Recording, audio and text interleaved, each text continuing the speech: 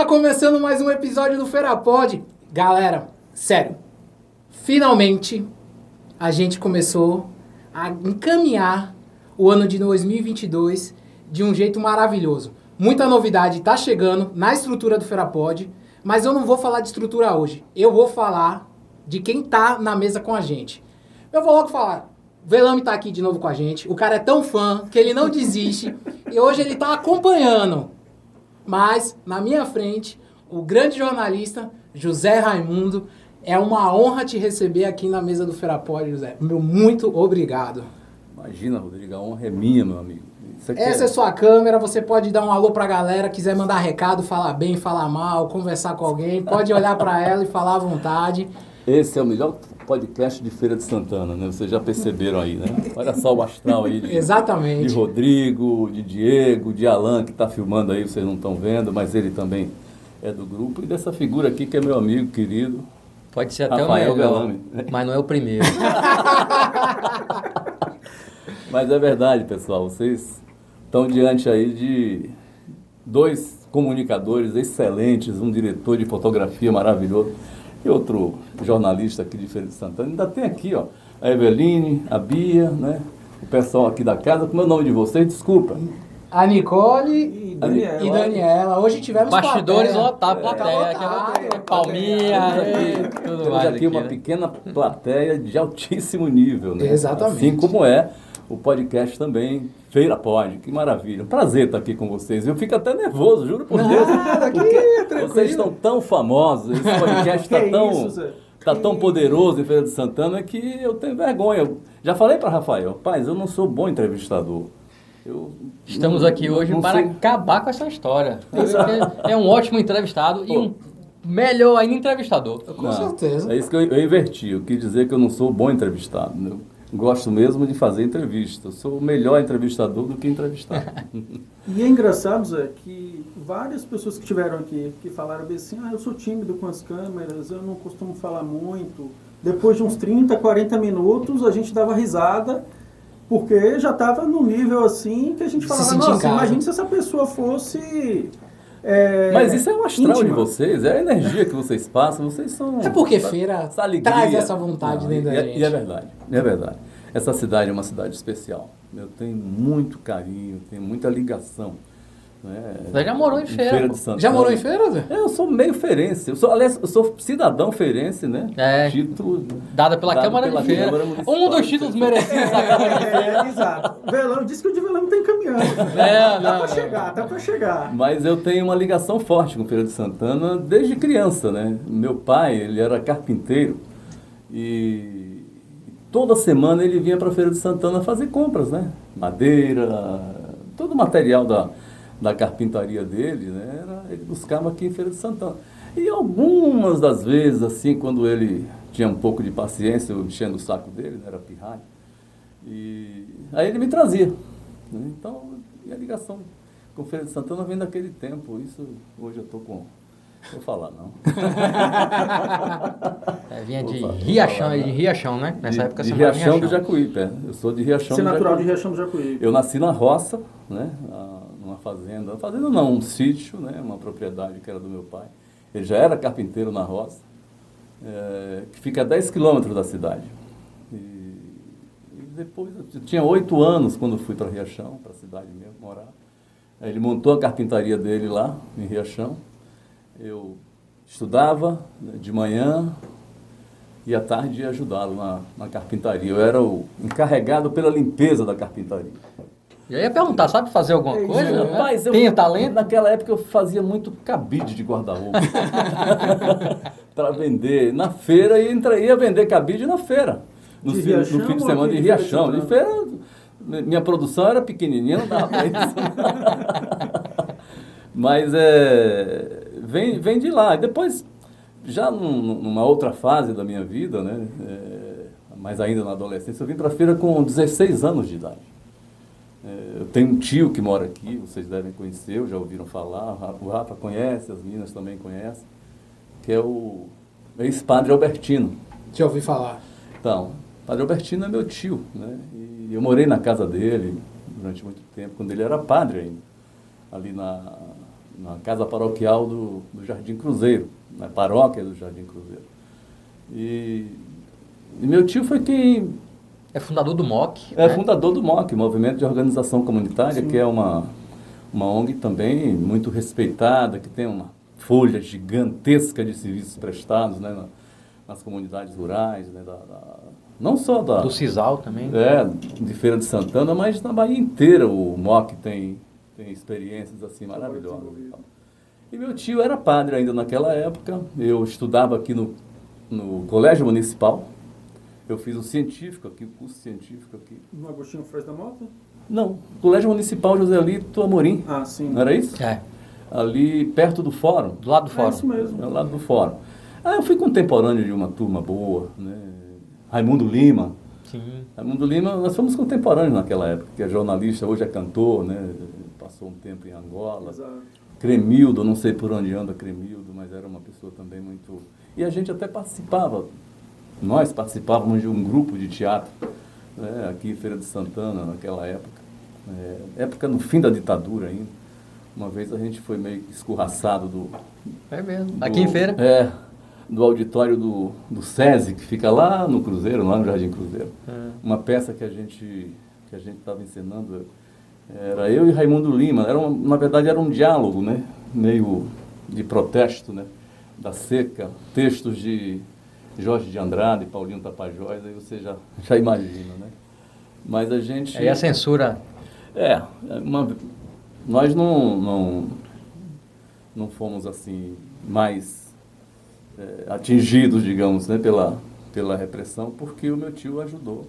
Ele era uma pessoa que era respeitada, né? E meu tio conseguiu contornar, embora não fosse do grupo. Era principal. padre, né? Então Era padre, tinha- então tinha o padre tinha Uma certa um influência. certo E em respeito. que ano foi que aconteceu isso?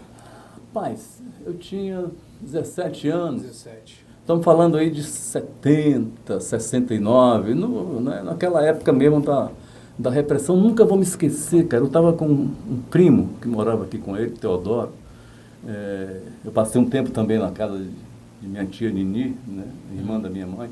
Albertina, irmão do meu pai. Eu tinha uma tia que também morava aqui no Ponto Central. E uma vez eu estava com meu primo no bar.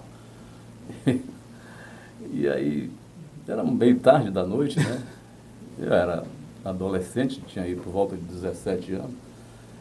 E aí daqui a pouco parou aquele caminhão Os milico, como chamam. do exército na frente, né? E aí os caras entraram no bar e não tinha muita gente, mas eles começaram a palpar as pessoas para ver se não estavam armadas e tal. Eu só me lembro que desceu uma coisa quente aqui por minhas pernas. Né? Eu fiquei morrendo de medo, nunca tinha visto aquilo. Matuto, Tabaréu de Riachão do Jacuípe, né? Imagine. Não tinha muita experiência, não tinha experiência nenhuma, né, com essas práticas, né, militares, e aí tive medo. Mas foi um período assim bom. Eu fazia um programa de rádio que era do MOC, né? Era um Certo. programa semanal de notícias, né, do MOC. Era meu tio que comandava, coordenava o MOC. Ele criou o MOC, ele dirigia. Ildes Ferreira, Grande né? Ildes. Era um grande sociólogo, trabalhava no MOC, fomos contemporâneos nessa época também. Ildes redigia as notícias do MOC e eu apresentava na Rádio Sociedade. Já na Rádio Era tipo Sociedade. um boletim. Era Um semanal, boletim de era um notícias. boletim semanal. Mas teve uma época que eu fiz também uma experiência como locutor noticiarista da Rádio Sociedade. E era uma coisa interessante porque era a época de Jair Cesarinho, entendeu? Trabalhava na rádio. Às vezes eu dava uma força a ele lá na rádio. Aliás, é meu amigo até hoje, né, Jair, meu grande amigo, irmão de muitas histórias, né? E aí substituía ele como noticiarista, o que eu gostava de falar, né, no microfone. Desde Riachão, eu trabalhava num serviço de alto-falante. Trabalhava não, fazia uma experiência no serviço de alto-falante, né? Eu era vice-presidente da Liga de Futebol, sempre fui ligado a futebol. E aí estou conversando pra caramba, né? Não, mas aqui a ideia é essa. Contar a história. Ele está aqui para escutar. Mas aí, e lá no alto-falante, no serviço de alto-falante de Plínio Enói, meu grande amigo também, que já não está mais aqui, infelizmente, né? Mas ele tinha um serviço de alto-falante que circulava, se espalhava pela cidade, né? Aqueles aparelhos de alto-falante que ficavam Até hoje tem muito no nos interior, postes né? e rádio tal. poste, que a gente chama. E eu fazia uma resenha esportiva, né? Todo domingo, depois dos jogos, a gente organizava um campeonato. Então, era engraçado porque nesse campeonato, nos jogos lá no estádio, o estádio onde joga hoje o Jacuipense, né? Sim. Todo mundo vendo, mas tinha uma rural que fazia um serviço de alto-falante também lá, uma boca na frente, outra atrás, e eu ia para o estádio, né, para narrar o jogo, que todo mundo estava vendo. Galvão Bueno de Riachão. Narrar o jogo de futebol que todo mundo estava vendo ali no estádio. Né? E no intervalo os jogadores corriam para a rural para me dar entrevista.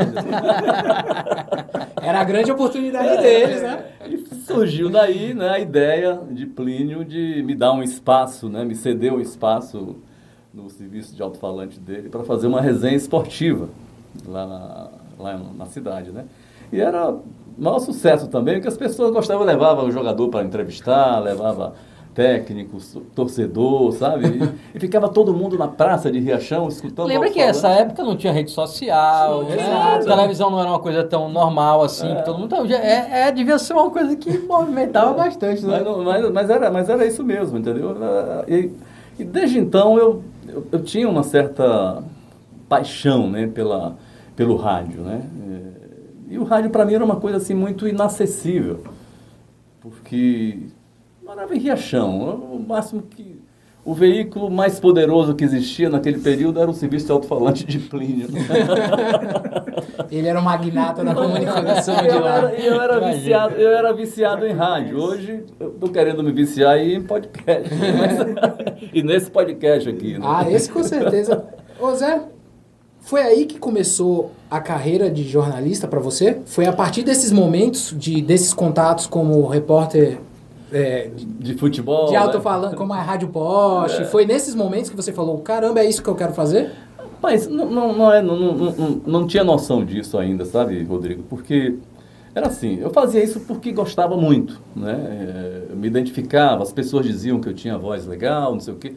Não era aquela voz de locutor, né? Aquela coisa meio impostada, né? Eu nunca fui de fazer isso, assim, nunca fui de treinar, fazer aquela coisa. Tem gente que parece um besouro, né? Uma coisa assim que...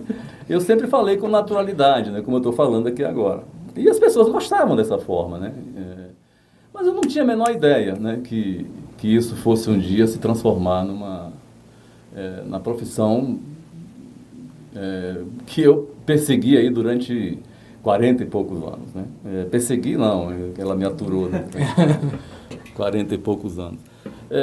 Quando veio o rádio aqui em Feira de Santana, eu ao mesmo tempo, quando concluí o curso científico aqui na cidade, eu passei no concurso do BANEB, o Banco do Estado da Bahia. Sim. Né? E aí eu fui para Xique-Xique, pertinho ali, né? Aqui do lado, 600 quilômetros, lá no oeste, no Rio São Francisco. E lá fiquei um período, um ano mais ou menos, depois me transferiram para Riachão. Né? Foi aí que aconteceu a fase de organizar campeonato, fiquei uns 2, 3 anos lá. E vim para a feira. Né? E fui para Salvador, desculpa. Sim. Feira foi antes. Feira foi antes. Depois eu fui para Salvador e lá, trabalhando no BANEB, não sei se vocês conhecem ou já ouviram falar, certamente já ouviram falar, em Marco Aurélio. Marco Aurélio, ele era chefe da equipe de esportes da Rádio Sociedade da Bahia. Né? Ele era narrador de futebol e trabalhava também no banco, no BANEB. Eu era caixa. A minha carreira no BANEB começou como escriturário naquela época, né? E terminou como caixa. Assim, a minha ascensão no banco foi espetacular, porque era uma coisa... 12 anos ali, eu cheguei a ser caixa. Ser caixa era um negócio... E aí, conversando um dia com ele falou assim, olha, eu não tenho vaga não, mas se você quiser ir lá acompanhar na rádio as transmissões e tal, que todo domingo tinha transmissão, né? No futebol, quarta-feira à noite também. Eu disse, eu quero acompanhar, eu quero aprender um pouco, quero ver como é que é. E assim eu fiz. comecei a ser rádio escuta na Rádio Sociedade, que era dos diários e emissoras associados de Assis Chateaubriand. Né? Na Sim. verdade, peguei aquele período da falência, né? Da Rede Tupi. Isso né? foi mais ou menos em que ano, Zé? 78, mais ou menos. 78. Então ele já tinha falecido, no caso, o Chateau, quando você chegou lá? Não, já sim. O condomínio já era um caos, né? Já era... peguei exatamente a falência, né? Aquele período de falência que foi quando Pedro Irujo comprou, comprou a TV Itapuã, né? Dos diários e emissoras associadas, a Rede Tupi, né? Que tinha a TV Itapuã, que hoje é a Record, a Rádio Sociedade da Bahia e o Diário de Notícias. Né? Então eram 3 veículos, né? Era uma coisa... Na época de Chateaubriand Uma potência. era uma potência. Né? A Rede Tupi era pioneira, né? Uma das pioneiras, a primeira começou lá no Rio, né? Mas, e aí um belo dia eu estava lá no Rádio Escuta, né? Que a minha função era escutar os jogos, né? Dos outros campeonatos, né? Pelo Brasil, pelo mundo, e passar os resultados para quem estava na mesa, né? Porque tinha um plantão, a pessoa que ficava na mesa, né? Que falava os resultados, e os narradores lá no estádio e tal. E eu aprendi a imitar, rapaz, a voz de Carmelito Almeida. Não sei se não conheceram. Não. Né? Carmelito Almeida era um plantonista, né? Que entrava nas transmissões dando os resultados dos jogos, né? Mais ou menos assim, o Marco Aurélio, vamos agora à redação, falar com Carmelito Almeida que tem gol não sei aonde e tal, não sei o quê. Aí Carmelito entrava, sabe? E ele falava aquelas informações que eu passava para ele, né? A minha função era municiar o Carmelito Almeida de informação, de gol e tal, não sei o quê. E acabei aprendendo a imitar a voz dele, cara. E aí, um belo dia, ele saiu, assim, um pouquinho, foi em algum lugar, assim, se Marco me chamar, entra aí e dá o resultado. Tá certo. E aí, rapaz, não é que Marco chamou? Então, agora... saber de Carmelito Almeida nos nossos estúdios para saber se tem alguma novidade do mundo do futebol. Eu disse, Marco,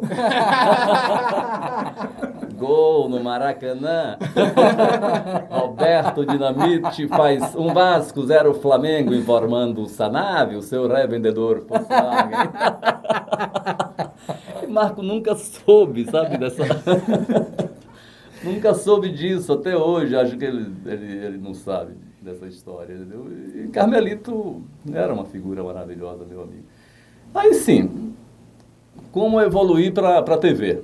Foi uma coisa totalmente por acaso, entendeu? Mas Essa história é boa. Jamais imaginava que um dia fosse parar na televisão, se o rádio já era, né, muito acima daquilo que eu imaginava na comunicação, né, no jornalismo. A televisão era uma coisa inacessível, né, completamente inacessível. Eu nunca tinha visto uma câmera na minha frente. E aí, eu estou lá um dia de bobeira, tinha feito um teste para ser noticiarista da Rádio Sociedade, e o diretor da rádio, do jornalismo da rádio, gostou do teste. Falou para mim assim, olha, gostei muito da sua voz, você leva jeito, mas infelizmente eu não tenho vaga. Ainda era nessa crise aí da falência da Rede Tupi, né? Mas fica por aqui, dá um pulinho aqui de vez em quando, porque de repente surge uma vaga e você está aqui, né? Tá certo. E foi assim, um belo dia eu estava lá, saí do banco, né? Trabalhava de manhã, de tarde passei lá, ficava lá um pouco piruando e tal, não sei o quê, vendo as coisas, ouvindo. Aí entra Milton Collen na redação da Rádio Sociedade, desesperado. Tipo assim, olha, Fernando, me socorra porque meu repórter adoeceu, e ele só tinha um repórter para alimentar o jornal da TV Itapuã naquela época, né? Adoeceu e eu não tenho quem vá para a rua fazer matéria para botar no jornal de hoje. Aí falou assim, rapaz, eu também não tenho. Esse rapaz aqui fica aqui piruando, fez um teste aqui conosco, entendeu? E tá aqui por acaso, mas... Aí ele olhou assim para mim, o Milton Collen, e falou assim, e aí? Assim, o risco é seu. Você que sabe, assim, você já fez reportagem na sua vida? Assim, nunca vi nenhuma câmera na minha frente, quanto mais fazer reportagem, assim, sobe aí, vamos lá. E aí eu subi, era no primeiro andar lá do prédio, né? Ali na federação, e saí com um catatal de pauta, rapaz. Ele lhe passou alguma instrução, alguma coisa assim, do olha, tipo? vai lá, entrevista, faz o que você puder fazer, traz para mim, porque eu não tenho nada para botar no jornal hoje. Assim, meu Deus do céu. Rapaz, eu tremia, sabe? Eu nunca tinha visto. Quando eu peguei a equipe, quer dizer, peguei não, a equipe me pegou. Né? Quando eu saí com a equipe, eu assim, o que é que eu vou fazer, pelo amor de Deus? Era uma sequência de pautas de fechamento de açougues pela Sunab, ali no Largo 2 de Julho, em Salvador. E tinha um monte de açougues ali, e a Sunab saiu, me lembro até o nome do delegado, Ricardo Varjal, não sei depois para onde ele foi, onde ele está, ou se ainda está, eu espero que sim. Mas, e ele saiu fechando um monte de açougue que estava funcionando com algumas irregularidades, né? E eu saí entrevistando, né? O delegado, os agentes da Sunab, os donos dos açougues, e eu sei que eu fiz ali, sabe, o básico mesmo, né? Com tremendo, rapaz, o microfone, não sei como era que ele não caía da minha mão, né? E foi ao ar, né? Voltei para a redação, eles viram o material, botaram no ar. Eu falei assim, são corajosos mesmo. Né? E no dia seguinte, continuou. Isso você estava no banco ainda, né? Estava no banco. Mas e te fizeram uma proposta salarial? Não, na época não tinha proposta salarial. não era isso. Era, assim, o que me mantinha era o banco. Né? Certo. Era a caixa do Baneb e era aquilo ali que sustentava a minha família. Né? Então era um turno no banco e um turno... Eu trabalhava 7 horas no banco. Eu pegava 7 da manhã e até 1 da tarde, né? Trabalhando como... Claro que o expediente externo não começava nessa hora, começava acho que às 10 horas da manhã, mas tinha algumas atividades internas e tal. E quando eu saía do banco, já que eu continuei no dia seguinte, na semana... Foi ficando. A semana toda. Foi ficando. Eu fui fazendo e o rapaz doente ainda, né? Quando ele voltou, aí chegaram para mim e falaram assim, a gente não tem salário não. Mas se quiser ficar, se você quiser ficar. Rapaz, até hoje ainda faz essa aproximação. Se você quiser ficar, fica, porque você leva jeito. Aí deu aquele elogio amaciado, né? Então tá bom, então vamos. Aí eu comecei a querer aprender mesmo, sabe? O veículo que para mim era surpreendente demais, passou a ser uma coisa, sabe, possível. Eu comecei a perceber que não tinha esse mistério todo, né? E assim eu comecei, né? Depois, me lembro que no fim do mês era uma coisa engraçada, porque como a crise da televisão, da Rede Tupi era geral, o financeiro também era um caos, né? Então, assim, os equipamentos já estavam sucateados. Me lembro que uma vez eu fui entrevistar o ex-governador Antônio Carlos Magalhães. Um doce de pessoa. E aí ele sabia, quando era a TV Itapuã, ele falou assim, olha, manda montar o material lá embaixo mesmo, lá no saguão. Não deixa subir não, porque ele tinha medo, sabe de quê? De dar um curto-circuito ali, porque era tão ruim assim. Era uma gambiarra, rapaz. Tinha que sair ligando, um bocado de tomada, um bocado de coisa. Ele falava assim, manda armar lá embaixo mesmo, que eu vou lá dar entrevista para ele. Pra ele fazer isso, porque a coisa era... O negócio era feio. Era grave, viu? Mas foi assim. Aí depois, Pedro Irujo comprou, né, a TV Itapuã e... Assim, mas o que eu queria dizer não era isso. Eu queria dizer o seguinte, que era tão feia, né, a crise, em todos os sentidos, no financeiro também, que no fim do mês, como eu não tinha salário, eles me davam algumas coisas que eles conseguiam na permuta, né? No mercado, sim. Que era relógio, rádio. Chegava lá, não tem dinheiro não, mas toma aqui um radinho para você. Os primeiros recebidos. Não, os meus primeiros salários foram... Na permuta mesmo. Na permuta, sim, sabe? Foram objetos, né? Relógios, rádios. E quando é que esse jogo virou, Zé? Mas antes até disso, Zé, o seguinte, Velame, a sua família, a TV Itapuã nessa época chegava no interior, você tem lembrança assim de quando sua família lhe viu na TV? Rapaz, o alcance da televisão era praticamente restrito a Salvador, né? Mas algumas regiões ela entrava, precariamente, mas entrava naquela época, né? Mas meu pessoal não sabia. Ninguém sabia de nada, né? Tava todo mundo orgulhoso com caixa do banco. Sua família não... Não. Meus irmãos, meus pais, entendeu? Não se ligavam muito nisso, não, e tal, não sei o quê. Depois eles começaram a acompanhar. Mas aí já foi num outro momento, né? Quando eu fui para a TV Aratu, que já era afiliada da Rede Globo. Sim.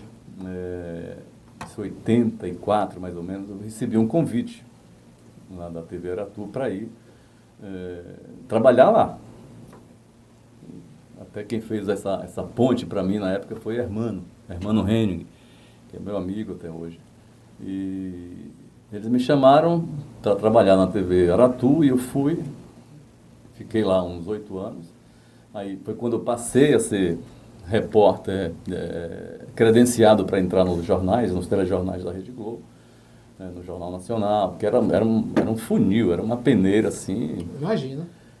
Sabe, muito fina para você entrar no Jornal Nacional, meu amigo, com matéria. Era uma coisa difícil, né? E eu me lembro até hoje que eu consegui isso depois de fazer uma cobertura completa sobre um acidente ecológico que teve no Rio São Francisco. Ainda tem hoje essa empresa lá, que era uma empresa de cana-de-açúcar e álcool. Aconteceu o seguinte, de repente apareceram mortos no Rio São Francisco, peixes de todas as espécies do rio. Tinha surubins de 30, 40 quilos, boiando, entendeu? Mortos. E aí foi um escândalo, assim, um acidente ecológico que ninguém sabia de onde teria partido aquele acidente que teria provocado. Eu fui fazer a cobertura. Eu me lembro que eu pegava, era um avião fretado de manhã cedo, 5 da manhã, o dia amanhecia, eu já estava dentro do avião para ir para Juazeiro, fazer a reportagem e trazer para editar e botar no ar no Jornal Nacional. Isso durou uma semana seguida. E eu nunca tinha entrado no Jornal Nacional. Eu fui também por acaso, né? Porque na hora acho que a Hermano não estava, a Hermano era o repórter de rede, né? Ele não estava, assim, manda Zé Raimundo. Eu fui. Aí no final dessa semana, até porque eu acabei descobrindo o que teria provocado, o que provocou o acidente, que foi uma lagoa de vinhoto. Não sei se vocês conhecem o que é vinhoto, mas é assim, é como se fosse o rejeito da mineradora, sim, entendeu? O vinhoto é o rejeito da fabricação de açúcar e álcool, né? E aí eu descobri passando por acaso, assim, sabe, numa trincheira, que era um reservatório de vinhoto. Aí eu vi terra nova, assim, sabe, terra diferente. Assim, coisa estranha, vamos chegar ali para ver. E eu fui para cá. Aí descobri que ela ficava exatamente na direção de um riacho, né? E que esse riacho ia para o São Francisco, ali mais na frente, uns 2 quilômetros, entendeu? Eu falei assim, rapaz, isso aqui não pode ter sido a causa do acidente. Aí chamei um pessoal do IBAMA, era o IBDF na época. O INEMA? Não era o INEMA, não, era outro órgão, acho que era, mas era um órgão federal, acho que era IBDF, se eu não me engano, não era o IBAMA também, não. Eu sei que eles olharam assim, puxa vida, é verdade, isso aqui pode ser a origem de tudo. E concluíram que foi, entendeu? A origem. E eu descobri isso por acaso. Tanto que o dono da empresa depois consultou o advogado para saber quais seriam as implicações se me jogasse na lagoa de vinhoto, né? Mas graças a Deus isso não aconteceu. Foi um furo de reportagem, foi o que deu projeção na rede. Né? A partir daí, o pessoal do jornalismo da Globo, né, na época foi o Voire Guimarães, Alice Maria, né, falaram assim, olha, vamos efetivar Zé Raimundo como repórter de rede, né, como segundo repórter, o primeiro era Hermano, e eu era o segundo, a partir de agora ele já está credenciado a entrar no Jornal Nacional. Foi assim que eu comecei a trabalhar para os telejornais da Globo, né? E depois veio o Fantástico, veio o Globo Repórter, né? E daí fui. Passei um tempo, né, na TV Aratu, depois eu fui para Recife, passei um tempo em São Paulo, né? E voltei para Bahia, né? Depois de uma estrada aí percorrida. Mas foi mais ou menos assim que começou a história. Zé, e quem foi seu grande professor no jornalismo, nesse processo aí? Porque, pelo que você conta, foi justamente indo e fazendo que você foi adquirindo experiência. Mas quem te ajudou nesse processo, assim? Teve alguém? Olha, Diego, Na verdade, assim, eu tive vários, né? Foram vários professores, várias pessoas que serviram de inspiração para mim. O próprio Hermano, né, era um belíssimo de um repórter, né? Hermano foi uma pessoa que me inspirou muito, né? O Lucas Mendes, assim, o texto da televisão é uma coisa que é muito importante, né? Até para você sair da obviedade, porque há muito risco de você falar na televisão, construir um texto, né, e ficar redundante, porque ele já, se ele está descrevendo a imagem que está sendo mostrada, não acrescentou muita coisa. O desafio é você mostrar essa imagem e ajudar as pessoas a entender o que ela diz, né? Enxergar o que elas não estão enxergando. Esse é que é o grande desafio da reportagem na televisão, eu acho. Sabe? Ajudar a interpretar aquela imagem e adiantar um pouco na informação, né? E não simplesmente ficar descrevendo, porque isso é muito fácil. O Lucas Mendes tinha essa qualidade, né? Ele era repórter, ele era correspondente em Nova York. Eu nem inglês sei falar, né? Mas eu admirava muito o texto dele pela síntese que ele conseguia fazer, pela forma como ele contava as histórias, entendeu? Objetivamente, sem firula, sem nada, e de uma compreensão muito grande. Era muito fácil entender as matérias dele. Sabe aquela matéria que você começa a ver, né, e lhe surpreende? Era assim que ele fazia, diferente daquela matéria que começa, você já sabe como vai terminar, né? Isso a gente também cansa de ver aí. O Lucas não, o Lucas ele era essa pessoa que sempre surpreendia com uma informação, sabe? Uma informação dele, uma informação própria. E era isso que ele fazia como ninguém, era muito elogiado. Ele foi um também dos repórteres em quem eu me inspirei, né? Mas outros também, né, se viram, o Ernesto Palha, o Chico José, que é meu amigo e irmão, costumo dizer que ele é meu irmão mais velho, né? Até hoje somos amigos, é um amigo muito querido. Mas foi assim, eu fui aprendendo vendo as pessoas trabalhar, né, como elas trabalhavam, e ao mesmo tempo tentando criar uma identidade minha, né, uma coisa que fosse muito própria, que fosse muito minha. Eu não queria imitar ninguém, né? Eu queria ter o meu caminho próprio, mas eu precisava me inspirar em alguém. E graças a Deus me inspirei em pessoas, em profissionais muito, muito competentes e do bem. Quando você chegou, que virou repórter de rede nacional, em algum momento você almejou ser âncora? Não.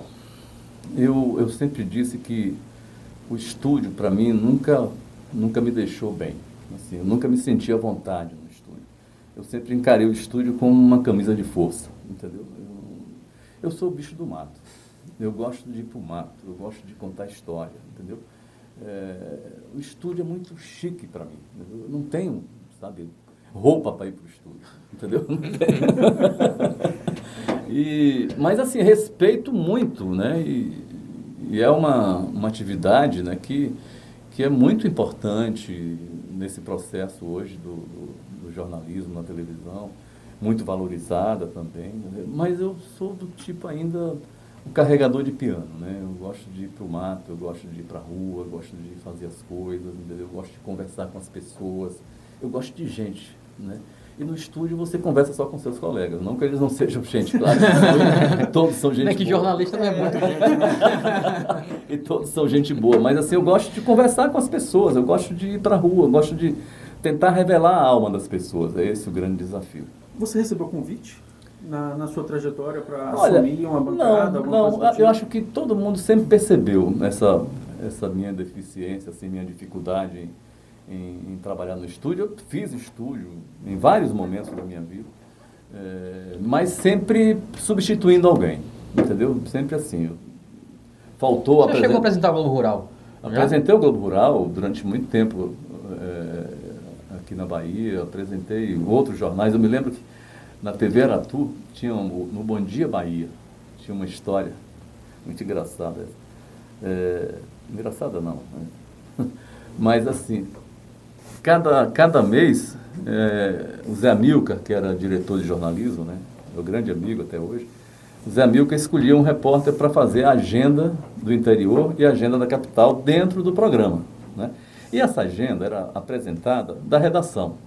Naquela época não tinha teleprompter, né? Sim. Não tinha TP, era uma coisa que era... né? Não, Ler e fazer. tinha um roteiro, tinha Sim. ali um script, entendeu? No papel, você tinha que ficar na redação ali lendo. Você tinha que gravar, você não podia ficar lendo no Sim, ar.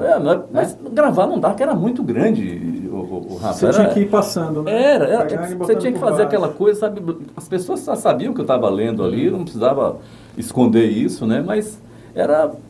Aí teve um dia que eu me atrasei, cheguei atrasado lá na redação, era de manhã, cedo, o jornal começava acho que 6h30, 7h.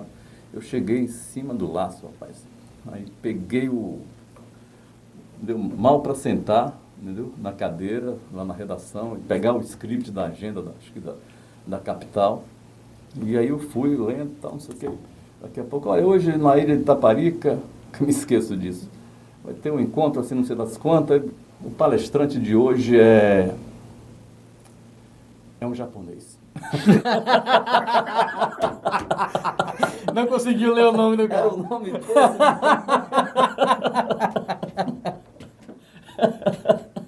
Aí Zé Amilcar saiu lá do aquário dele, quase me bate. Né? Aconteceu isso comigo uma vez. Quando eu mas era assim. Então, aconteceu com você? Conta aí como foi com você.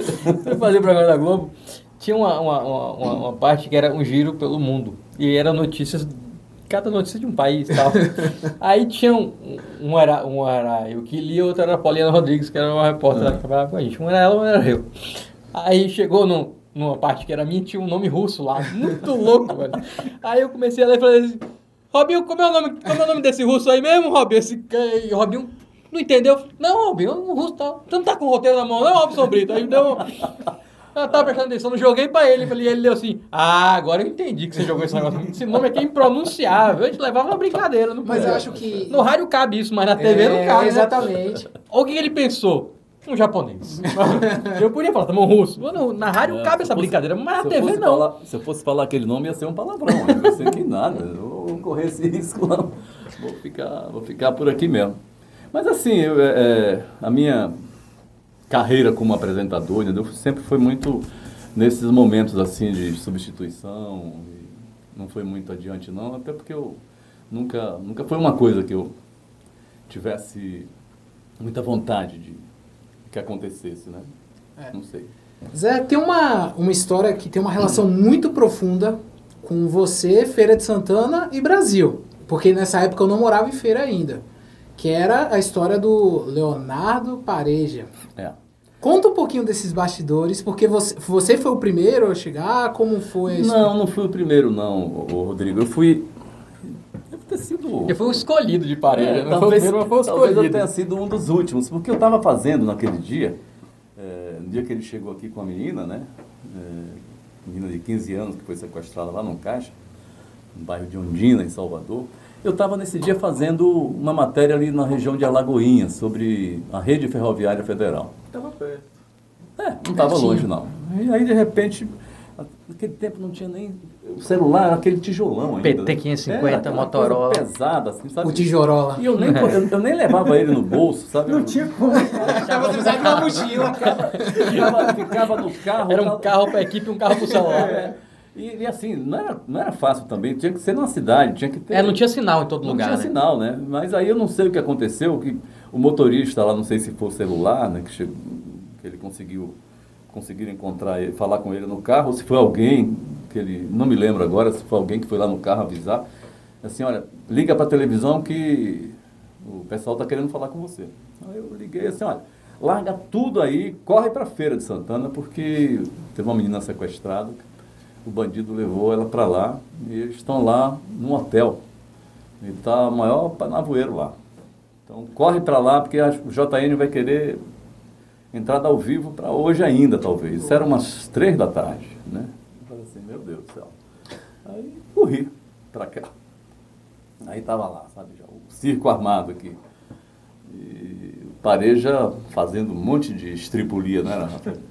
Aí ele saía na janela, sabe, com a menina, com a arma apontada.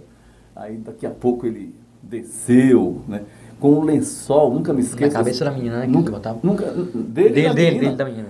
Desceu com o lençol, sabe, todo furado, todo brocado lá, sabe, para ele enxergar as pessoas. Tipo né? fantasma, fantasia de tipo fantasma. assim, mas quem era louco de fazer alguma coisa ali, porque a vida da menina estava em jogo, né? Eu sei que essa história rolou, rapaz, todo mundo exausto, né? Pela cobertura, eu já tinha entrado ao vivo no Jornal Nacional, não sei quantas vezes, matéria todo dia, Jornal Hoje, Jornal Nacional. Foi uma cobertura meio extenuante. E não tinha substituto para você, no caso? Não, para as matérias da rede, não. Né? Você era um de rede aqui. Eu era sozinho. E aí, teve um momento que eu me lembro que tinha uma barraquinha de mingau de uma senhora, né? Ficava ali perto. Era onde a gente comia. Ainda tem até hoje. Ainda tem até hoje.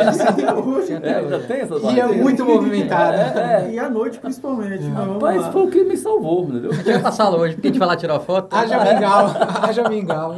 Foi o que me salvou, porque só tinha era aquilo.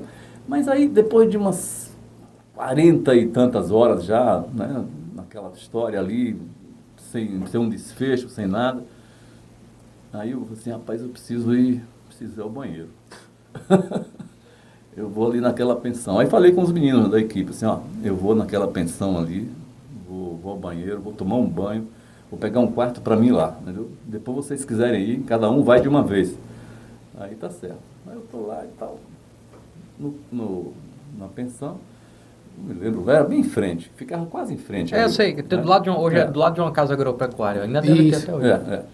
E aí, quando eu tô lá, tomei um banho, aí, na porta, sabe? Com força, por exemplo, puta merda, aconteceu alguma merda aí. Será que... Insistiu, pera aí, já vou, eu tô indo, entendeu? Quando eu abri, era um policial. Ele disse, olha, o delegado Valdir Barbosa quer falar com você com urgência. Eu falei assim, o que aconteceu? Eu disse, não sei, não aconteceu nada, ele quer falar com você. Eu disse, pera, deixa eu vestir minha roupa aqui. Aí vesti a roupa e corri lá. Cheguei lá, ele estava com o telefone, com o tijolão no ouvido, tal, não sei o quê. Tá, peraí, você vai falar com ele. Aí botou a mão assim e falou assim, eu pareja. É sério. Quer falar com você. Ele falou assim, comigo? Tá louco? Não, ele quer falar com você. Ele botou, sim.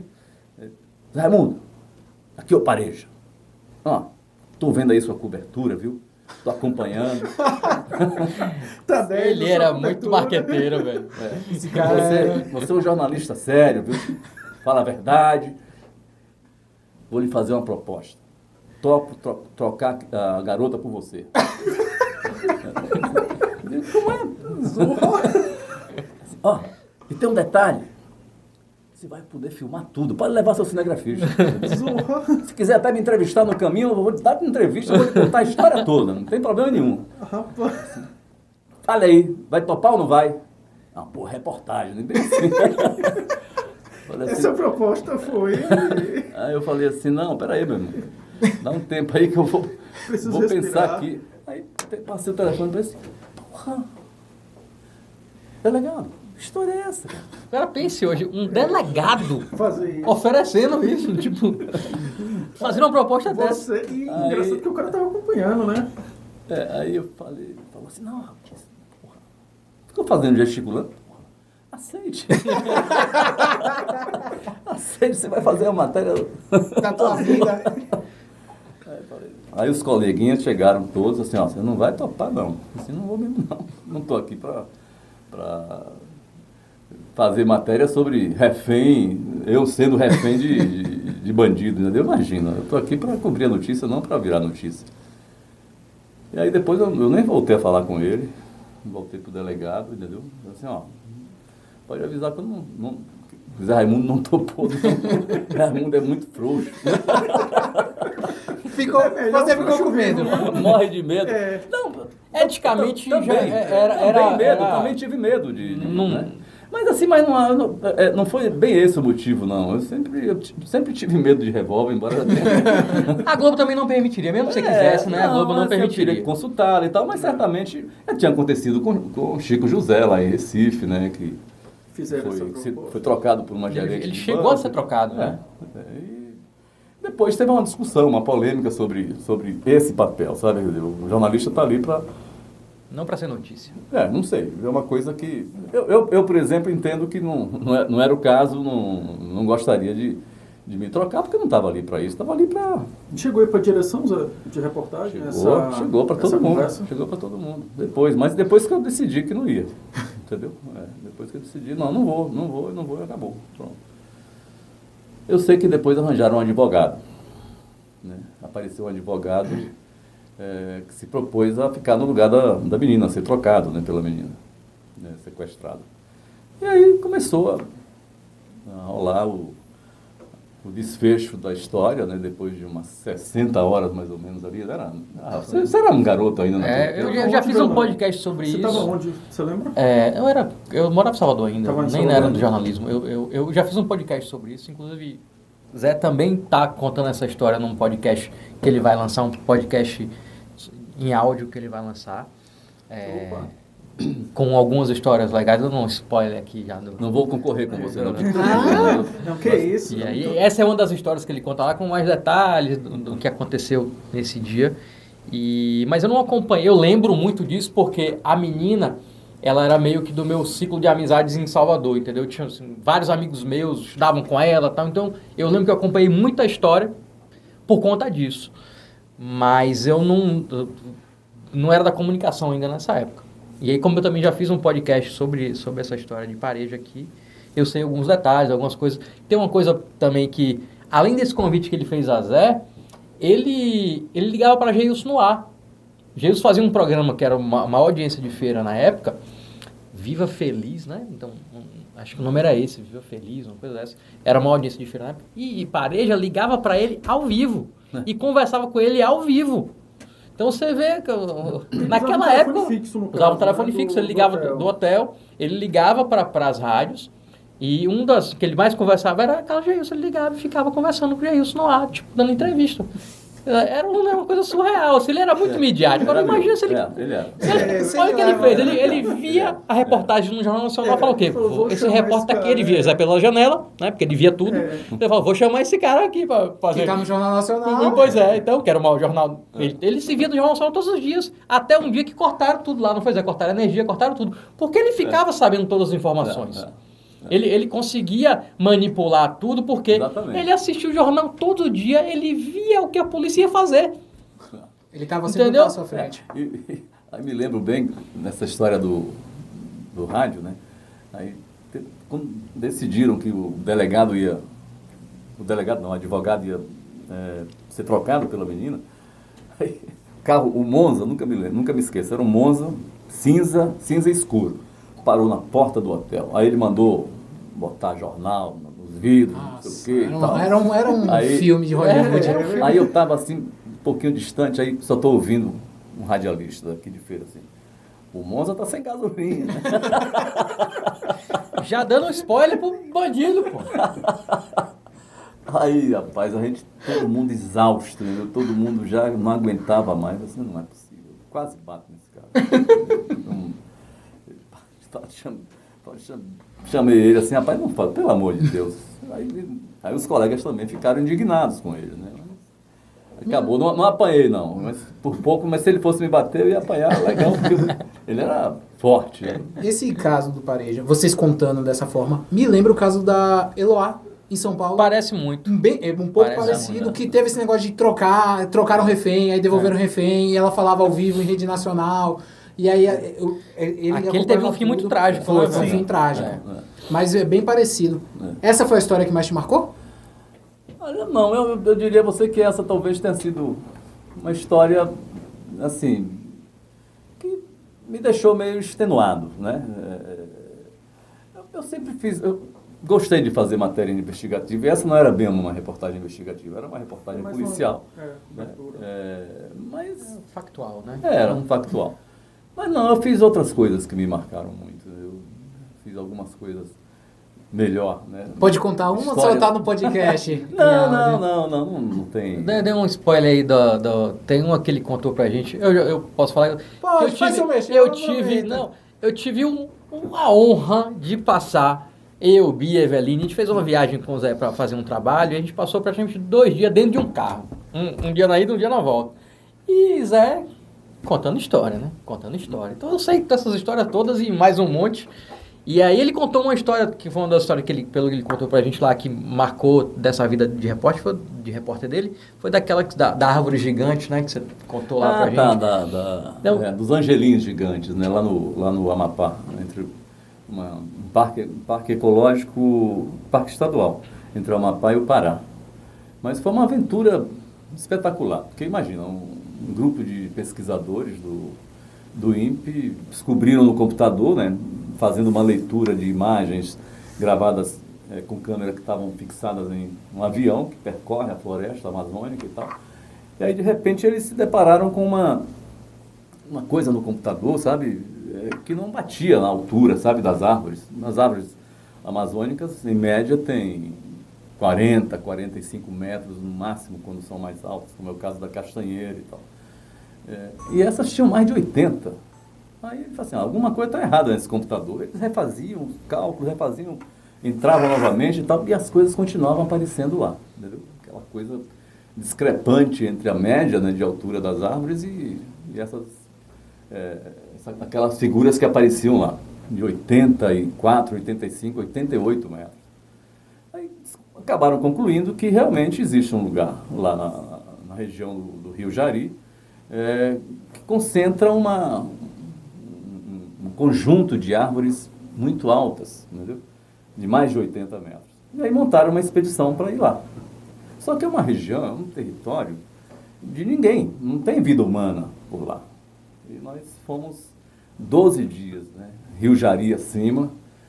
Pra você ter uma ideia, foram 350 quilômetros de rio, subindo o rio, até chegar na direção das árvores. E depois mais um tanto aí considerável de caminhada por dentro da floresta, mas não tinha vida humana num raio assim de 200 quilômetros, né? Era uma coisa... Nem aquelas tribos acho que, mais remotas... não tinha, assim... acho que nós fomos os primeiros a pisar naquele pedaço da Amazônia. Mas a aventura que foi essa viagem foi uma coisa assim muito marcante, porque era tudo muito perigoso, né? E novo, né? Ninguém nunca tinha ido. Ninguém nunca tinha E ido. é mata fechada, mata virgem. Será que vai acontecer aqui? E o próprio rio, para você navegar no Rio Jari, quem conhece o Rio Jari sabe disso, assim, ele é cheio de corredeiras, sabe? Então, tinha momentos que precisava desembarcar tudo das embarcações, e a gente estava com um grupo relativamente grande, experiente, de pessoas nativas, né, daquela região, que nos ajudaram, que eram os barqueiros, que conheciam bem a navegação ali naquela área e tal. E às vezes tinha que descarregar tudo, tirar tudo dos barcos, sabe? O barco que estava levando comida, que estava levando água, que estava levando tudo, e carregar na mão, inclusive, os barcos para chegar no outro trecho do rio, né? Para escapar da cachoeira, das corredeiras. Era uma coisa... Foi uma experiência e tanto. E ainda tinha, sabe? No fim do dia tinha que montar acampamento, tinha que dormir, entendeu? Lá no acampamento, os caras eram práticos, mas o medo todo era assim, se alguém fosse picado por uma cobra, por exemplo... Não tinha socorro. Não, a gente tinha um aparelho, né, de localização que as pessoas que ficaram lá em Macapá acompanhavam, né, sabiam onde você estava e tal, não sei o quê. Mas uma jararaca, por exemplo, que tinha bastante naquela região, né, eles já tinham falado assim, e a jararaca da Amazônia, elas costumam ficar nos galhos, né, das árvores. Né? Ela não vem de baixo, ela vem de cima.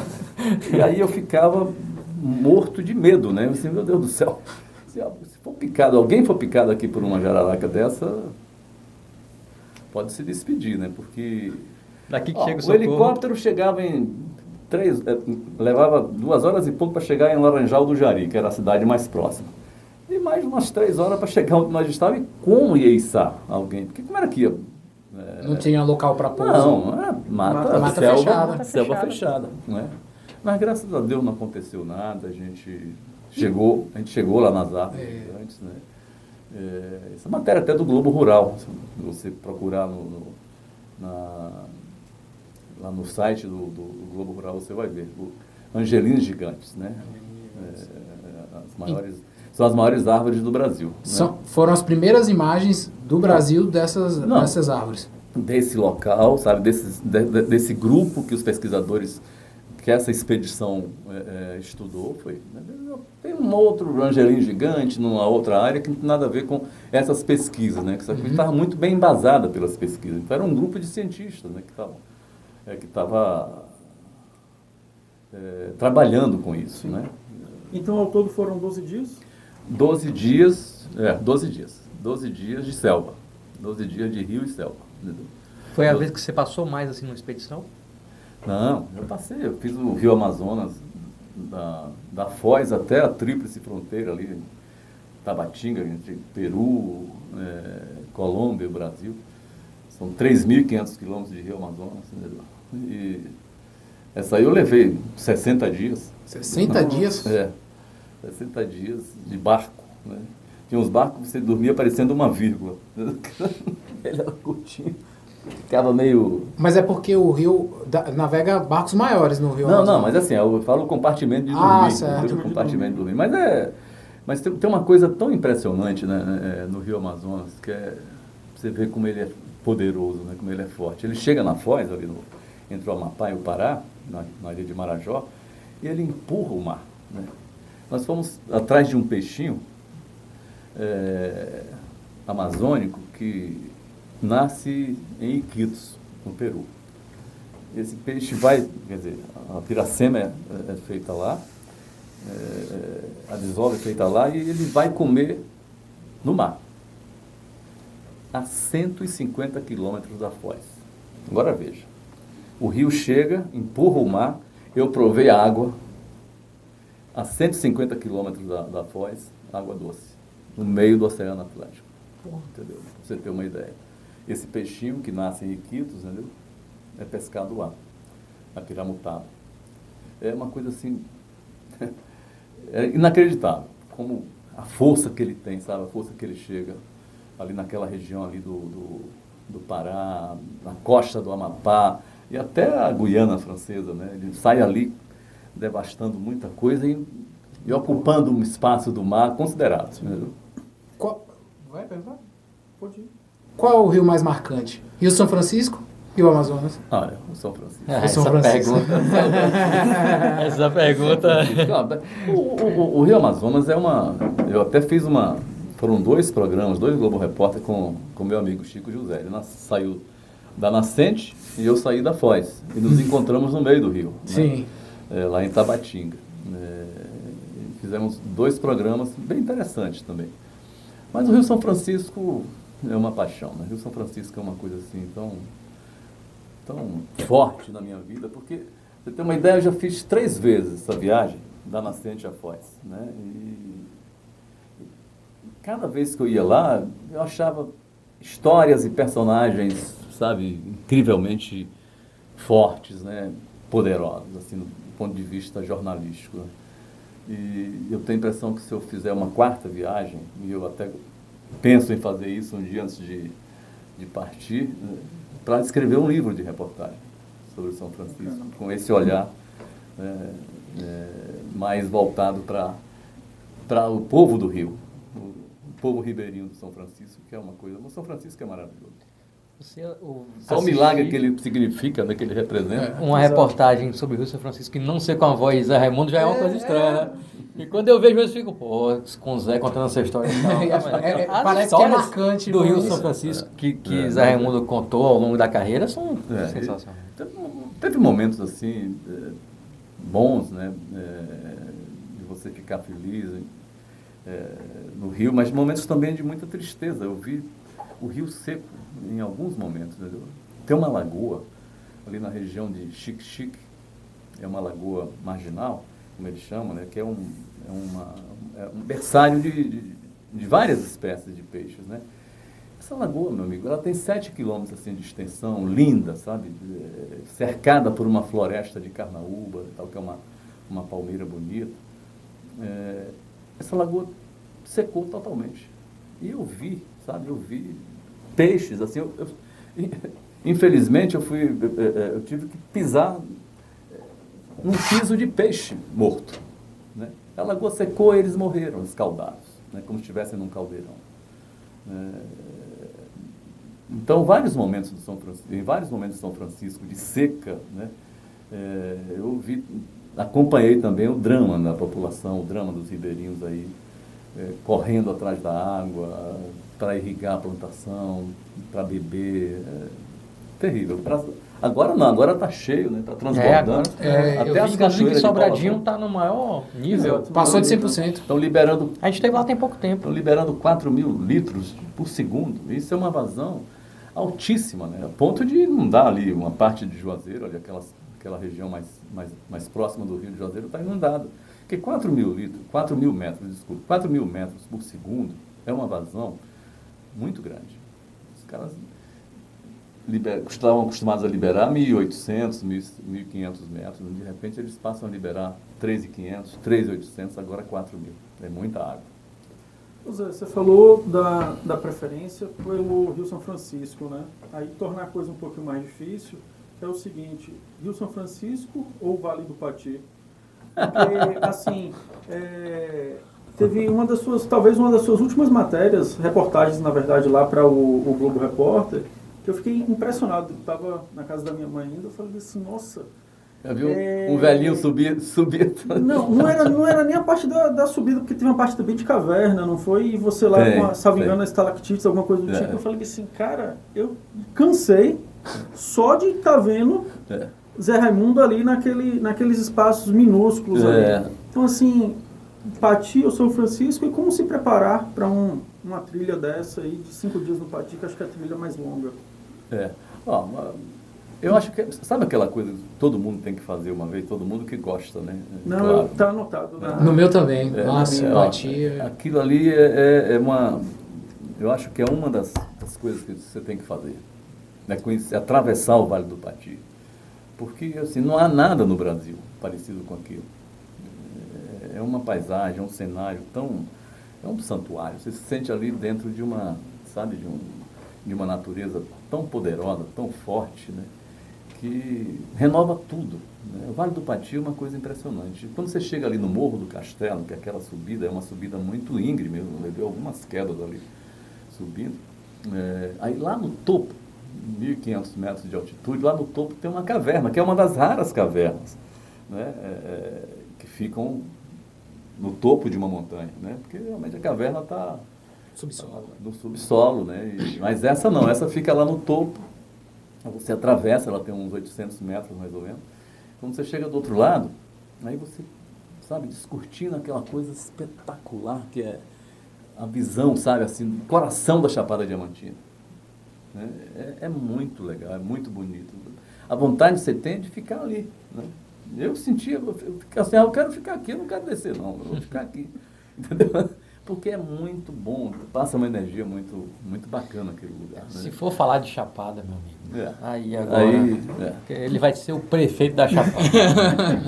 Eu só ando na Chapada, o Zé some tá na Chapada. Só anda pelo lado da Chapada. É aquele lugar que você escolhe no mundo, né?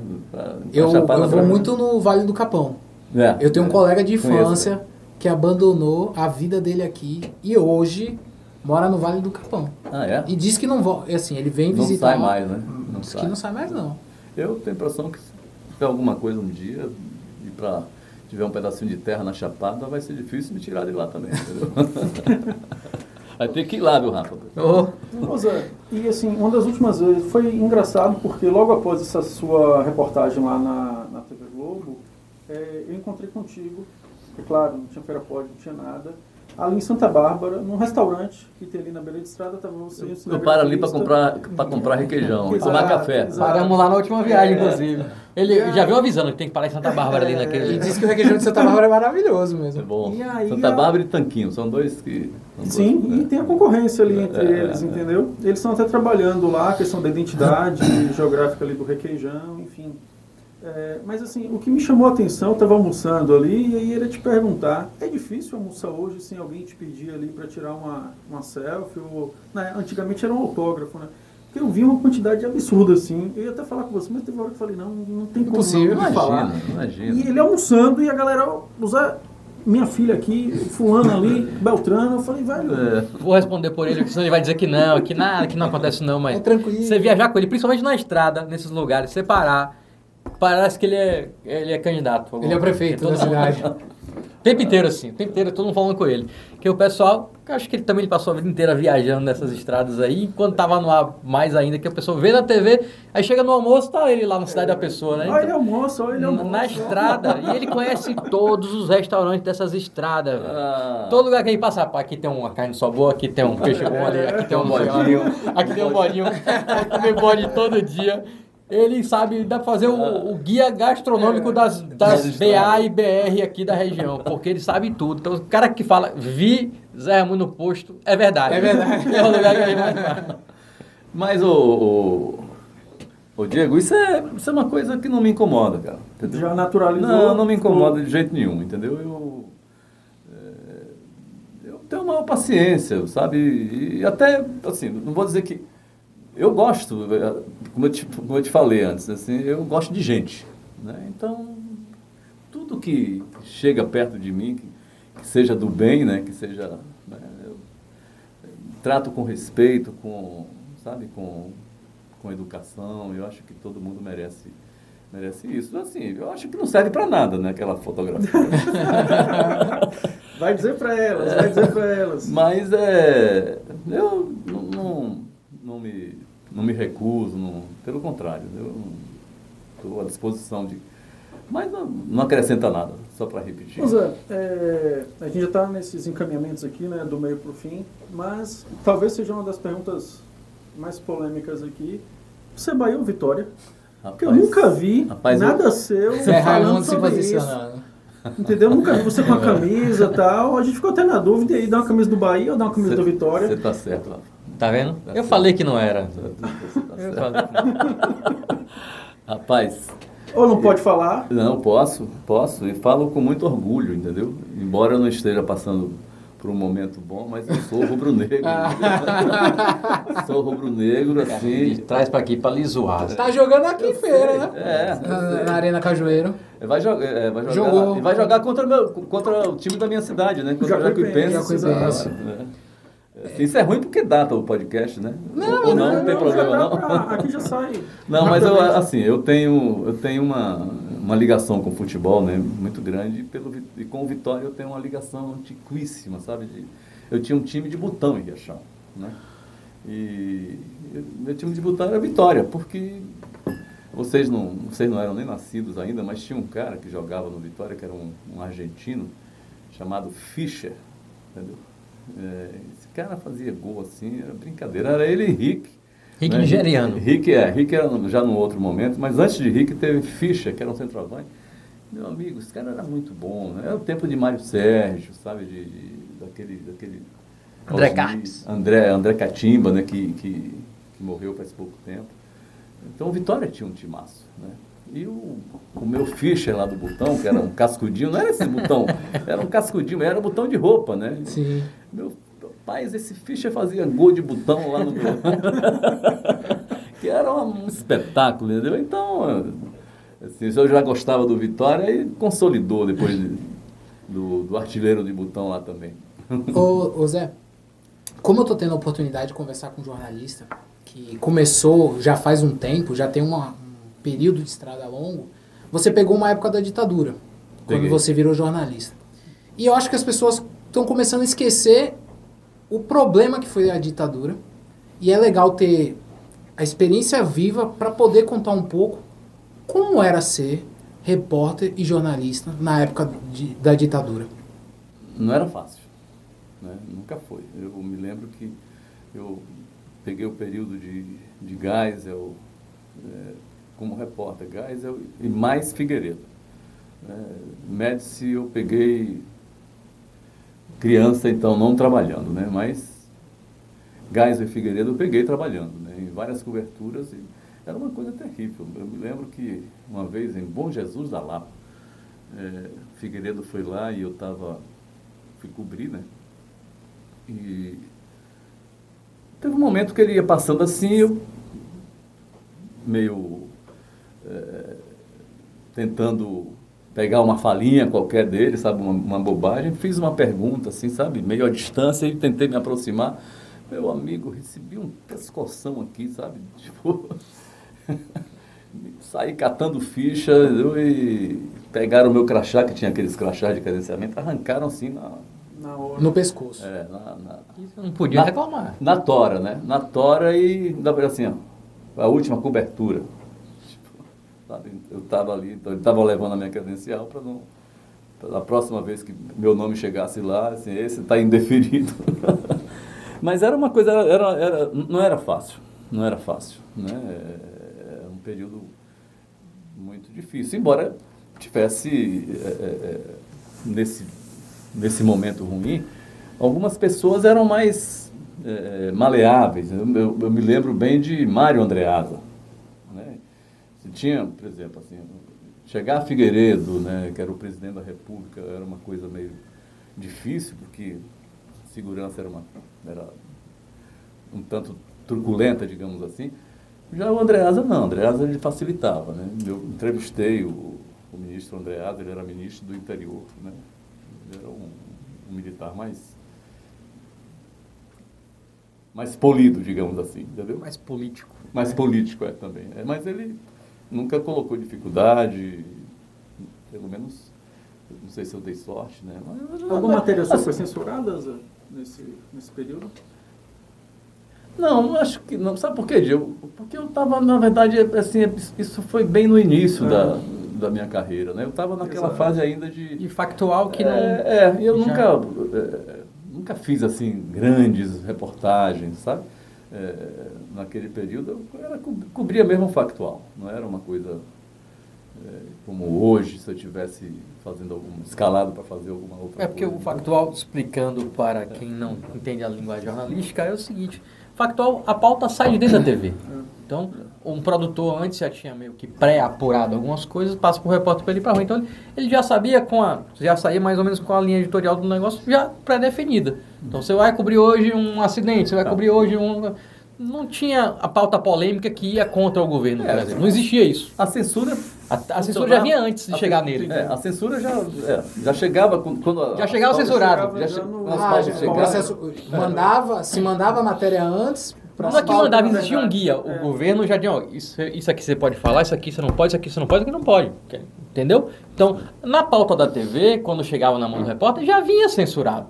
Já vinha só o que ele podia era falar. aquela pauta assim, essa pauta pode ser feita, essa não pode, não sei o que. Era mais ou menos assim, né? Então, a gente não participava desse processo de definição de pauta, de escolha de pauta, né? Isso aí já ficava sob a responsabilidade de quem comandava a redação, de quem comandava o departamento de jornalismo, né? Nossa missão naquele momento, pelo menos era o que acontecia comigo, né? Era ir cumprir a pauta e tentar mostrar o que estava o evento, né? Mas assim, claro que naquela época eram muito poucas, quase nenhuma, sabe? As pautas relacionadas à política social do governo, entendeu? Isso a gente não via na televisão praticamente, né? Nem nos jornais. A gente... É porque Velame não estava nessa época. Se tivesse, estava... Mas aproveitando o ensejo, como vocês se conheceram? Rapaz, fazendo uma reportagem investigativa, né? Eu fui escalado não, eu tinha uma pauta para fazer, não vou falar o assunto, uma pauta para fazer sobre um assunto relacionado à saúde, e em um determinado momento conheci o Rafa dando uma assistência lá numa reunião em que ele era assessor, né, de uma empresa, né? Ele era consultor, consultor, né? Ele fazia uma consultoria para uma empresa e nos conhecemos ali. Depois teve uma oportunidade aí dessa viagem que ele... Na verdade, eu conheci ele antes, eu encontrei ele na estrada, na micareta em feira. Também, numa micareta impossível ele lembrar, né? Eu era estudante de jornalismo, ele estava fazendo uma cobertura para o Jornal Nacional até, se eu não me engano, para falar da micareta. E aí Ele tava no famoso camarote Newton Torres. Ah! Lá- Diego até outro dia achava que a micareta funcionava assim ainda. Aí, Isso era bom ou ruim? me apresentaram. Na época era bom. Na época era o Era estourado. o melhor camarote. Quem tava em Se você tava lá, Zé, porque o camarote era top. Eles traziam globais, era uma coisa sensacional. Aí, Tal. aí o próprio. A gente chamaram pra. Tava assim, Zé conversando com o Newton, eu cheguei com um colega. Aí chegou um. Eu tenho essa foto até hoje, eu até falei, prometi a você que ia procurar, eu vou procurar. Acho que tá na casa de Bia essa foto. Aí chegou um fotógrafo, aqueles fotógrafos de micareta. Sim. Não, junta aí pra tirar uma foto. Ele tirou uma foto. Eu, Zé Raimundo, Newton Torres e um colega meu. Então eu tenho essa foto. Tipo, aí depois eu vi essa foto no shopping, publicado Que fica naqueles lá, murais, né? lembra? Eu comprei e tenho essa foto até hoje. E é isso, tem muito tempo. Eu tava chegando em Ele até feira. me falou, Zé, da foto ele não me falou, tô sabendo agora. Da foto. Aí foi o primeiro contato que eu tive com ele. Depois aí veio essa história, depois a gente fez esse trabalho que a gente fez lá em Casa Nova, a gente passou lá pelo... Tive a honra de ser apresentado, que eu já conheço, mas ao Rio São Francisco, pô, Zé Ramon, né? Você chegar no Rio São Francisco, na Barragem Sobradinho ali, ó, isso aqui, sabe tudo. Isso aqui, essa água aqui, tá vendo? Isso aqui tem uma vazão de não sei quantos metros, e isso aqui é assim que funciona. A gente fez uma viagem muito gostosa aí pra Casa Nova, e passamos pelo Rio São Francisco, fizeram esse tour todo da estrada aí, a gente criou uma relação mais próxima, a gente estamos com uns projetos também, o projeto do podcast dele e outras coisas que estão vindo por aí nessa parceria. E aí, com o Rafa veio a Eveline, veio a Bia, né? E são pessoas muito, muito queridas, muito, muito bem-vindas, né, ao meu círculo de amizade. Independente de qualquer coisa, nós somos amigos, gostamos de comer bode. Hoje mesmo nós comemos fígado. Onde foi aquele fígado? Que é Fígado maravilhoso. lá em Djalma, ali junto da feirinha Ó, quem quiser da comer, Estação Nova. Quem quiser comer um fígado bom, entendeu? E não vai cobrar nada. Pode ir ali no boteco de Djalma, que tá ali. Junto tem um da feirinha da Estação Nova. Fígado, maniçoba. maravilhoso. Maniçoba também, espetacular. Muito legal. Eu Fica adoro fácil. essas comidas assim, sabe? E hoje eles me levaram lá. Já me levaram também num restaurante chique, né, aqui, que é muito bom, excelente. Na casa do chefe. Pois é. Você comeu um porco e polvo, lembra? Atual jabá. Mas aí aconteceu assim, como eles pagaram aquela conta lá, na casa do chefe, entendeu? Aí Hoje, você assim, fez hoje é a as minha honras vez. agora. Entendeu? Hoje eu que falo, E eu esqueci que tinha isso, levei ele pra comer fígado. Falei, ô, Hoje foi a minha vez. Tinha Então a próxima você esquecido. já sabe, eu quero até um endereço de um restaurante bom aí. o próximo Feira Pode que vai pagar, rapaz. Você acha que é barato uma entrevista dessa aqui? Então já sabe, né, diretor? Leva Pro espetinho. Pro espetinho, leva pra Alain. Alain, No dia que eu vim aqui, eles me levaram pro espetinho depois. Foi? Me embebedaram depois, vamos no espetinho. E nunca mais me chame para vir depois do almoço. Só antes agora. Agora diga, Zé, se não é ou não é o fã número 1? Mas é mesmo, Alain. Aí isso foi comum, o choque assim, né, da sua saída da Rede Globo, e você, no seu texto, você falou que estava numa época sem horizonte definido. O horizonte agora já se definiu, e o que é que você pensa aí para o futuro? Você já deram até um spoiler aqui. Olha, Diego, assim, o Rafa sabe, a Eveline, a Bia, eles sabem que eu sou quase analógico, cara, sabe? Eu uso, né, o básico mesmo, assim, sabe? Eu tenho Instagram, tenho Twitter, tenho Face, embora nunca mais Eu não sei também, nem como é Zé, que até um Ninguém dia tá desse, lá. até um dia desse. quase ninguém mais tá lá. Assim, Todo mundo tem, mas ninguém vai. e acompanho, sabe? Acompanho as redes sociais. Hoje a comunicação é uma coisa assim tão diversificada em termos de opções, né, de alternativas, que você não tem que seguir esse caminho aí, tem que começar a aprender. E eu estou aprendendo, né, a visualizar esses horizontes, né, dessas novas alternativas que se apresentam aí a todo momento. E eu acho que é por aí. Eu não pretendo, ou não penso, pelo menos, estou falando deste momento aqui, voltar para a TV, né, para a TV aberta, para fazer qualquer coisa, entendeu? Eu acho que também chegou o momento de começar a pensar, sabe, nesses novos caminhos e descobrir aí o que é que que se enquadra mais, o que é que se identifica mais com o meu perfil, com o que eu gosto de fazer. A coisa que eu sei que eu gostaria de continuar contando história, né? É o que eu gosto de fazer, é contar história. E, se for possível, boas histórias. É isso que eu pretendo fazer. Não sei em que canal, em que plataforma. Eu estou começando a fazer algumas coisas assim, algumas incursões ainda tímidas, mas devagar, não tem pressa, né? Essa vida, aproveitar um pouco da vida também, né? Tá chegando lá. Zé, e os demais aqui presentes, falar que foi uma honra muito grande. A gente está hoje aqui, a gente fez até uma conta rápida aqui, quase 6 a 7 jornalistas aqui reunidos hoje.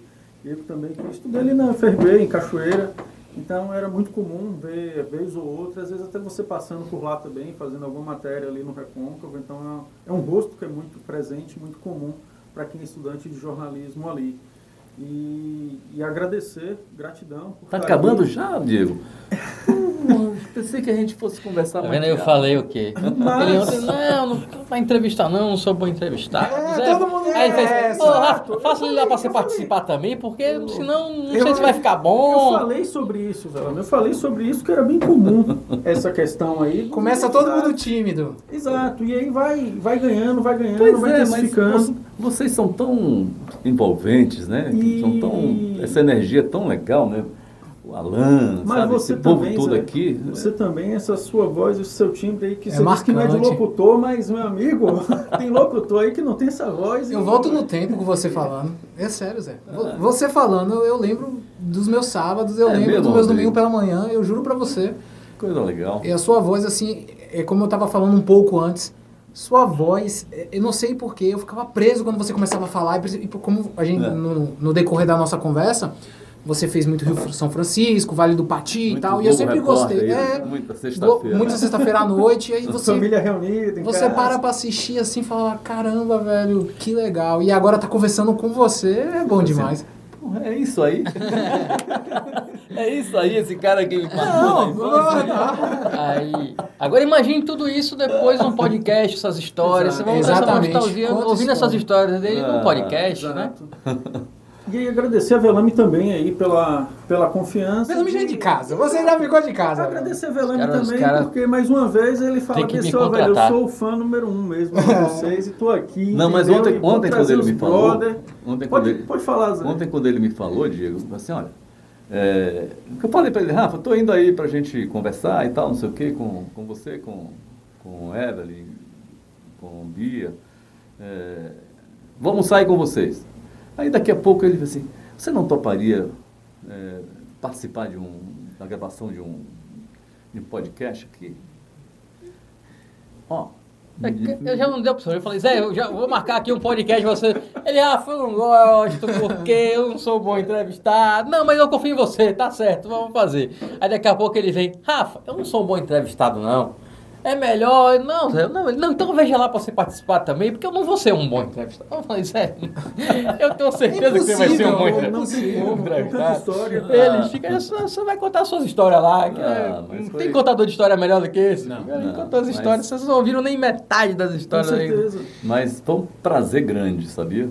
Conversar com vocês. Vocês são pessoas muito especiais, muito bacanas, entendeu? Mas antes até, Zé, do seu agradecimento, eu quero, talvez como um eterno estudante, né, e você da área de jornalismo, uma das falas suas que eu ouvi, assim, que me marcou muito, é quando você fala de conquistar a confiança de uma pessoa. Do personagem, né? Exatamente. E aí, se você puder, a câmera está até ali, dê, na sua opinião, como se conquista essa confiança, entendeu? Eu acho que serve de aprendizado para todos. Diego, não tem receita definida para isso, né? Na verdade, a receita, a tática, talvez, se é que a gente pode chamar, Por favor. né? É a simplicidade, amigo, sabe? É você se colocar na mesma posição, né? No mesmo nível da pessoa com a qual você está interagindo, né? Na reportagem, né? Contar a história dessa pessoa e tentar buscar ali dentro, né? Aquele mundo, né? Que ela tem, né, na cabeça, no coração, revelar a alma dela. Entendeu? Eu acho que é isso. E para você fazer isso, para você talvez conseguir fazer isso, você tem que você não pode amedrontar, até porque o microfone e a câmera, principalmente, já intimidam muito, né? As pessoas já ficam com receio. Eu, por exemplo, se você botar uma câmera na minha frente aqui, eu fico travado, né? Aí eu fico imaginando como as pessoas também não se sentem, né? Diante de um veículo como a televisão, com um equipamento como a câmera, um microfone. As pessoas travam. Depois, quando elas começam a conversar e perceber que não é bem isso, sabe? Que não há muito sentido, não há muito motivo para ficar preocupado, ela começa a relaxar, começa a se abrir. A se abrir, eu falo assim, no sentido de, sabe, abrir o coração, né? E é isso. Mas para fazer isso, você tem que ser simples. Tem que ser uma pessoa, sabe, se colocar no mesmo nível, né? De conversa, para não intimidar. E não existe nem assim, não é nenhuma tática. Eu não faço isso para conquistar as pessoas, não. Eu faço isso naturalmente. Entendeu? É exercitar isso cada dia mais, sabe, assim, a naturalidade, a simplicidade. Eu acho que esse é o caminho. Entendeu? É isso que eu penso. Só tenho que agradecer, Zé. Obrigado. Falar com o Velame mais uma vez. Valeu, Velame. Você já ficou na casa do Feira Pod, você já sabe o nosso telefone, a gente tem que marcar qualquer dia para comer outro espetinho lá em Alain. E realmente agradecer e dizer pra galera, velho, que episódio massa. Muito legal. Fico feliz. Desculpa aí a falta de jeito. Se quiser vir mais vezes no ao vivo, fique à vontade. No ao vivo vai ser legal, porque a gente pode receber pergunta. Bate-papo e esse stream ao vivo e poder avançar em outras histórias. À disposição, meu amigo. Estamos juntos, entendeu? E desejo todo sucesso para vocês. Já sei que vocês fazem muito, né? Muito sucesso. Eu desejo mais ainda. E que o Feira Pod continue sendo essa referência desse vida longa, né? Mesmo sendo o primeiro, vida longa, desses novos tempos. Ô, Velame, você já se convenceu que é o primeiro, rapaz. Você ainda aí tá nessa insistência, mas vamos lá. Eu trago você aqui, né? Já vim aqui, já deu a maior audiência da história do Feira Pod, foi o meu Que episódio. nada, rapaz. Os caras ainda continuam com essa história, rapaz. Não é brincadeira. Eu vou parar, vou romper relações com esses caras. Não estão merecendo minha consideração, não. Ah, mas que bom. Mas vamos lá. Mãe, Zé Raimundo esteve aqui, viu? Pessoal, meu muito obrigado por vocês que nos acompanharam até aqui. Você já sabe que a gente está no Hub Feira. Pode vir aqui, se inscreve no canal, manda para os teus amigos, manda para quem não é amigo. E assim como o Velame, seja nosso fã e se inscreva aí no canal. Tá tudo certo. Forte abraço. Valeu.